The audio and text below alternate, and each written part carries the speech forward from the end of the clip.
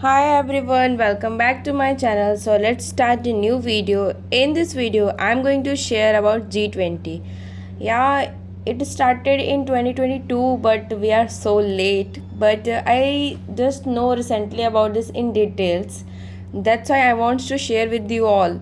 So let's get started without any delay. I have a question. Means when our India was independent, means when it was leading the world, it was known as Vishwaguru. So can India lead the world again? Can India be the Vishwaguru again? India takes over G20 presidency for 1 year. G20 includes 20 of the most powerful countries in the world. The whole world is looking at India with hope. What is G20? It's our biggest question. G20 means group of 20 such countries that represent 60% of the global population. These 20% means these 20 countries account for 25% of the world trade, 85% of world GDP comes from these countries.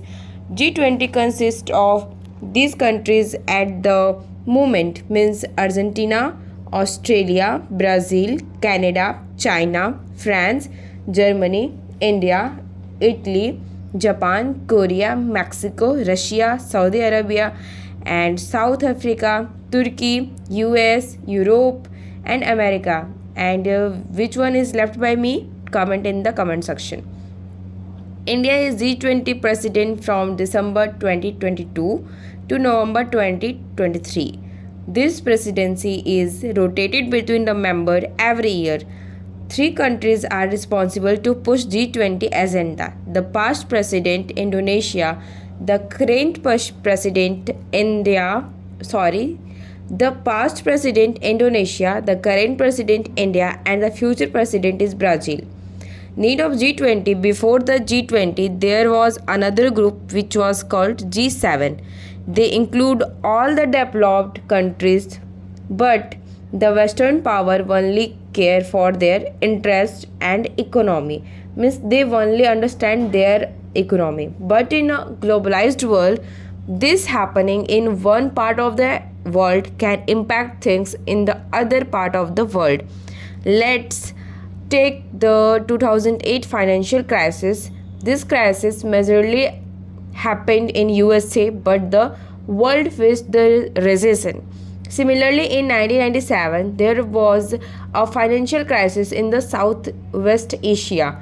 This crisis began in Thailand and it spread across Asia. So, in 1999, along with the G7, which still exists today, the G20 was established because the G7 countries realized that international cooperation was necessary, but only after the 2008 financial crisis, the leaders start taking this seriously.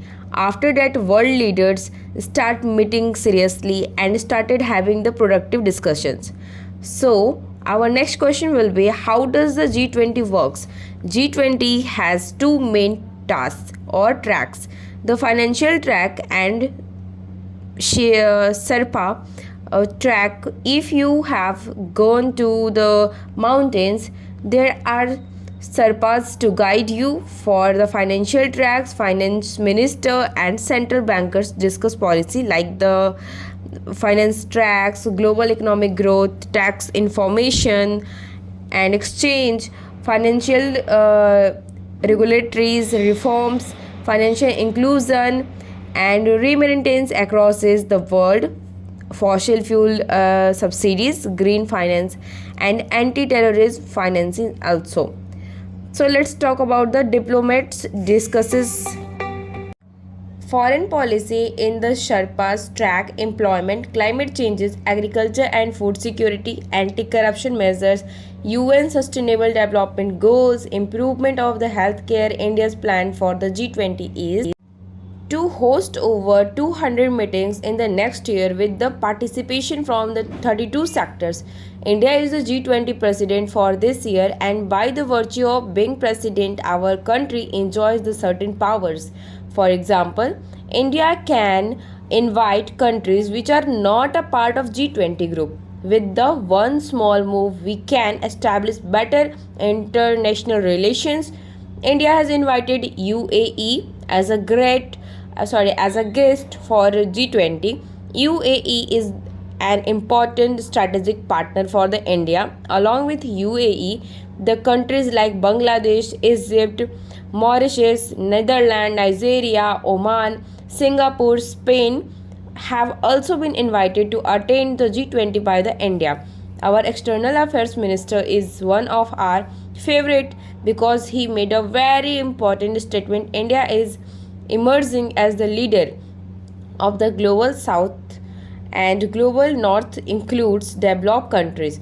Global south includes countries that are still developing. PM said in the G20 Bali summit that multilateral institutions are failing like UN, WHO, WTO give the performance to the global north or developed countries. Our diplomacy have been seen a revival in the past years. So our next question will be the why 2023 is important. It is a chance to show that world who are the means everyone used to talk the negative about the India, like India is this and this. The world shows how we fail very well and again. When you see only the negatives of a country, it creates a global impression that nothing good can be happen of this country also. India is make huge leaps in the green energy. Our fintechs is most advanced globally, means UPIs, and G20 is a platform to show the world we are not just a big market competition forces which can state up the world. And 2022 changed the global order because of the COVID. On the recessive means Russia and Ukraine war, a lot of issues came to light.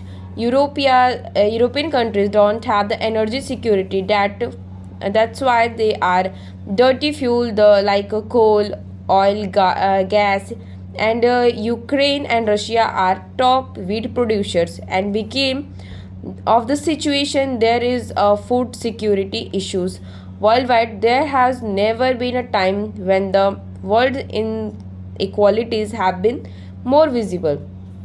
Some things are quite clear. Some countries run the world and now they are scared because their dominance is under threat and they can't do anything to reclaim their dominance. That's why developed countries don't give climate finances, because cyclones, floods, heat waves and won't hit them, and they have a lot of money and the person with the money has security. So it's very important we have to perform well because we got the chance to prove ourselves that we will not lose again and again. So guys, G20 is very important for us and our India is leading the G20.